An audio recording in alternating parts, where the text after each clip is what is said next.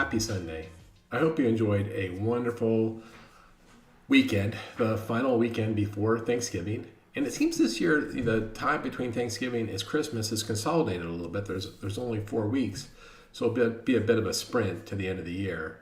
Speaking of which, let's see if we can't get as much as we can out of this week. I know it's a holiday week. I know we want to spend time with friends and family, but let's see if we can't also earn a little bit of business on the way. Today I want to talk about an article from Friday from ResiClub. Lance Lambert wrote the article, and you may want to consider subscribing to ResiClub's newsletter. They put out great data, and Lance, I'm going to try to tag you on this video. You've been doing a great job. I really enjoy your content. But if you don't subscribe, check it out. I'll put a link to this newsletter below for the content that we're going to talk about today. And I also did a LinkedIn post earlier today summarizing the newsletter and giving you a link to their newsletter, but consider subscribing to ResiClub. Anyway, their newsletter from Friday, I'll show it to you here. The newsletter from Friday, the title was "Giant Home Builders Are Eating Up More Market Share. Just Look at Lennar." So that's what the article's about, right? And it gets into some really interesting thing. Lennar just bought Roush Coleman Homes, and Roush Coleman Homes is the number 21 builder in the United States, while Lennar's number 2. And the interesting thing that they point out in this article right here is this, consolidation in the builder space has really been going on since 2005, but it's gaining momentum. So back in 2025, the publicly traded home builders made up about 25% of new homes in the United States. And then that number went up to 37.5% by 2019, but it's now at 51%, or 51% last year. And Ali Wolf, who's also terrific from Zonda, estimates that it will soon top 60%. So 60% of all new homes will most likely be built by publicly traded companies. And that's a sea change for us, especially if you're a builder rep or if you're a builder company, a builder really focused, new construction focused company. This is a big shift for you. Now, first, before we get into the shift right now, let's just talk about why it's happening. And I will want to share, I highlight one other thing in this newsletter you can see. And this was the CEO from KB Homes said, "Yep, look, not only we're gobbling up market share from 2 sources. The first one is from small builders that are having a difficulty with financing because banks are super conservative right now, and they don't want to lend on projects, especially the small builders. But they're also gobbling up market share from the resale market since the resale inventory has been down, and so they've been filling that gap." Building more homes, selling more homes, taking more of the overall purchase market. But then when we start to talk about, hey, why are publicly traded companies, what advantages do they have? Why are they eating up market share?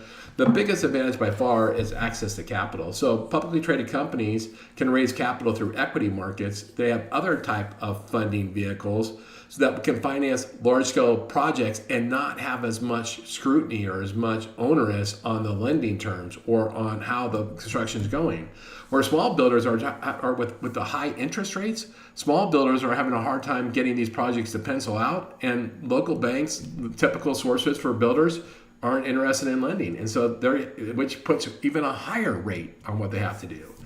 And then, of course, the publicly traded companies, or there's been a move to build for rent.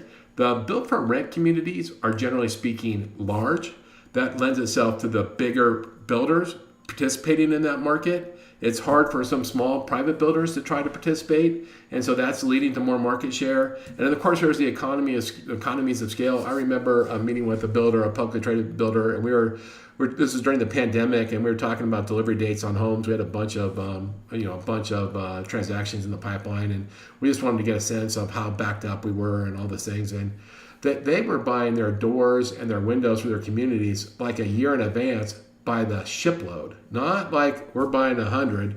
No, we're buying like 100 containers or 200 containers of windows and then putting them in warehouses. That's something that a small builder can't do. So the larger builders have economy of scales, not only in reducing cost, but also in getting access to these products. And then, of course, the really important part is large companies, publicly traded companies, often have their own in-house mortgage company. If they don't have their in-house mortgage company, they certainly have a joint venture relationship. And if they don't have a joint venture relationship, they certainly have a national relationship. And we're going to talk about that when I wrap up this today, because I want to talk about the impact to the industry. Now, the fourth reason why there's this consolidation is that publicly traded builders have the ability to absorb risk. And the risks are fluctuating material costs, it's labor supply, regulatory changes, and economic downturns. They can definitely afford all those things. So we have those. We have this phenomenon where the public builders are eating up tons of market share. They've gone from 25% to now 60% and are still marching forward. And the impact it has to do for the mortgage company is those large builders have their own mortgage companies or their own relationships. Matter of fact, if you included new construction, I believe 2 of the publicly traded builders have the largest mortgage companies in the United States. I mean, if you look at the top 5 or the top 10, DHI, for example, comes in at 2 or 3 if you were to include them in that number. They're really big operations. Well, as those small builders like Roush, as they get bought up, that's going to go to Lennar's in-house lender, right? And those are deals we're not going to be able to win. And so that's less market that we're going to be able to go participate in. And if we want to participate in it, we have to really change our strategy. We have to change our strategy of trying to prospect to being the primary lending source to being a secondary or tertiary. That is, we have to master the art of becoming the backup lender. And there's a whole bunch, it's a little bit different being the backup lender than being the primary lender. One of the big differences, by the way, is you oftentimes start by prospecting the mortgage company, not the builder, to try to win the business. And your value proposition is, hey, look, I want to support you. I don't want to at all, step on your toes. I don't want to trespass on your business. My job is to make you and the builder look great. I just want to help you with deals that you can't do, or deals you can't close on time, or deals that your company doesn't have a risk appetite for. And I'd love to partner with you and help you look great. Like, that's going to be the angle. And you're going to do it while, having the builder DNA to deliver your promises, deliver on time, give them insights into your pipeline, and get them influence of how you fulfill loans. And so you have to be both. You have to be a great builder lender or builder rep, and you also have to be great at backup, playing second position and supporting the people in front of you. And then, of course, you have to be willing to have an appetite to do tough loans.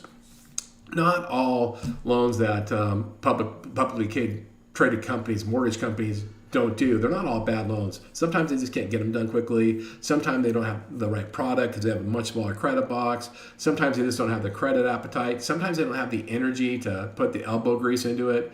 A typical in-house builder rep might have, just literally hundreds of applications sitting on their desk, and they're going to cherry pick the best ones, the ones most likely to close, and they might, then push off the ones that are harder work on the backup lender. But anyway, you have new strategies. So what I would recommend is continue to build your backup strategies, your tertiary strategies, continue to work on your value props, what your offering is, continue to improve your scripts around this strategy. There's plenty enough business. There's plenty of business. Even the best in-house lenders only capture typically around 70% of the business. And so figure out, and if you're Lennar that closed 73,000 homes last year, I'd happily take 10% of their business, right? Or whatever it might be, or 15%. And so look at it that way, shift a little bit, just know it's another change to the industry. Anyway, I found that interesting. I hope you found it interesting too. I hope you're off to a great Monday. Like I said, let's lean into Monday and Tuesday, and then, let's be thankful with our families on the rest of the week.